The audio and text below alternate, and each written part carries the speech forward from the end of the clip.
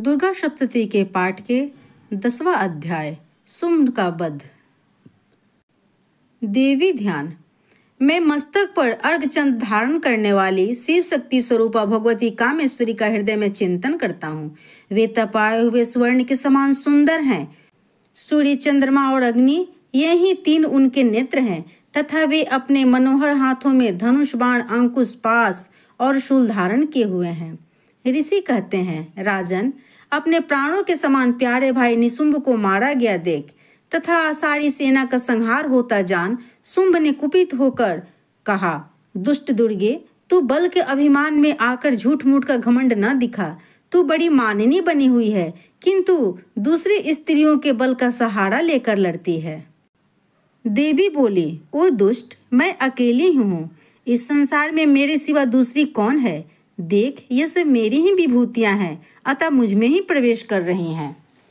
तदनंतर ब्रह्माणी आदि समस्त देवियां अंबिका देवी के शरीर में लीन हो गईं। उस समय केवल अंबिका देवी ही रह गईं।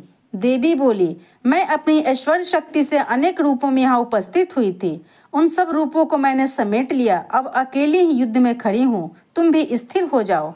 ऋषि कहते हैं, तदनंतर देवी और शुंभ दोनों में सब देवताओं तथा दानवों के देखते देखते भयंकर युद्ध छिड़ गया। बाणों की वर्षा तथा तीखे शस्त्रों एवं दारुण अस्त्रों के प्रहार के कारण उन दोनों का युद्ध सब लोगों के लिए प्रतीत हुआ। उस समय अंबिका देवी ने जो सैकड़ों दिव्य अस्त्र छोड़े, उन्हें दैत्यराज शुंभ ने उसके निवारक अस्त्रों द्वारा काट डाला। शुंभ ने भी जो दिव्य अस्त्र चलाए, उन्हें परमेश्वरी ने भयंकर हुंकार शब्द के उच्चारण आदि खिलवाड़ में ही नष्ट कर डाला। तब उस असुर ने सैकड़ों बाणों से देवी को आच्छादित कर दिया। यह देख क्रोध में भरी उन देवी ने भी बाण मारकर उसका धनुष काट डाला। धनुष कट जाने पर फिर दैत्यराज ने शक्ति हाथ में ली, किंतु देवी ने चक्र से उसके हाथ की शक्ति भी काट गिराया। तत्पश्चात दैत्यों के स्वामी शुंभ ने 100 चांद वाली चमकती हुई ढाल और तलवार हाथ में ले उस समय देवी पर धावा किया। उसके आते ही चंडिका ने अपने धनुष से छोड़े हुए तीखे बाणों द्वारा उसके सूर्य के किरणों के समान उज्जवल ढाल और तलवार को तुरंत काट दिया। फिर उस दैत्य के घोड़े और सारथी भी मारे गए। धनुष तो पहले ही कट चुका था।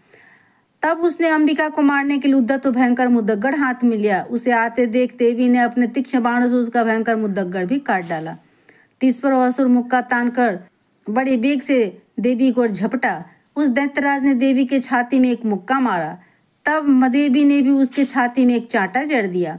देवी का थप्पड़ खाकर दैत्यराज शुंभ पृथ्वी पर गिर पड़ा। फिर उस दैत्य के घोड़े और सारथी भी मारे गए। धनुष तो पहले ही कट चुका था। अब उसने अंबिका को मारने के लिए उद्धत और भयंकर मुद्दगड़ हाथ में लिया। उसे आते देख देवी ने अपने तीक्ष्ण बाणों से उसका मुद्दगड़ भी काट डाला। तिस पर वह असुर मुक्का तानकर बड़े वेग से देवी को झपटा। उस दैत्यराज ने देवी की छाती में मुक्का मारा। तब उस देवी ने भी उसके छाती में एक चांटा जड़ दिया। देवी का थप्पड़ खाकर दैत्यराज शुंभ पृथ्वी पर गिर पड़ा, किंतु पुनः साहसापूर्वक उठ खड़ा हो गया। फिर वह उछला और देवी को ऊपर ले जाकर आकाश में खड़ा हो गया। तब चंडिका आकाश में भी बिना किसी आधार के शुंभ के साथ युद्ध करने लगी।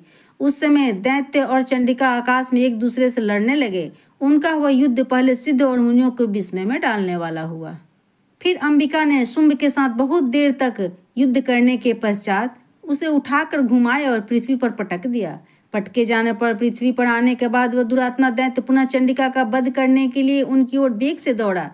तब समस्त दैत्यों के राजा शुंभ को अपनी ओर आते देख देवी ने त्रिशूल से उसकी छाती छेद कर उसे पृथ्वी पर गिरा दिया। देवी के शूल की धार से घायल होने पर उसके प्राण पखेरु उड़ गए और वह समुद्र, द्वीपों और पृथ्वी सहित समूची पर्वतों सहित समूची पृथ्वी को कपाता हुआ भूमि पर गिर पड़ा। तदनंतर उस दुरात्मा के मारे जाने पर संपूर्ण जगत प्रसन्न एवं पूर्ण स्वस्थ हो गया तथा आकाश स्वच्छ दिखाई देने लगा।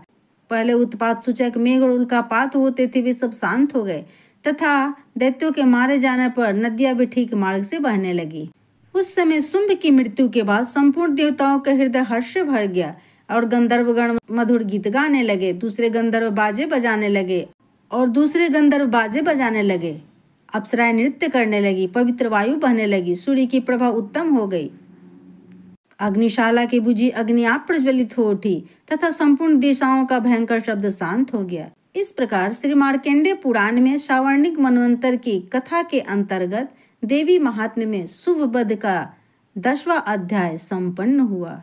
प्रेम से बोलिए माँ भगवती चंडिका की जय।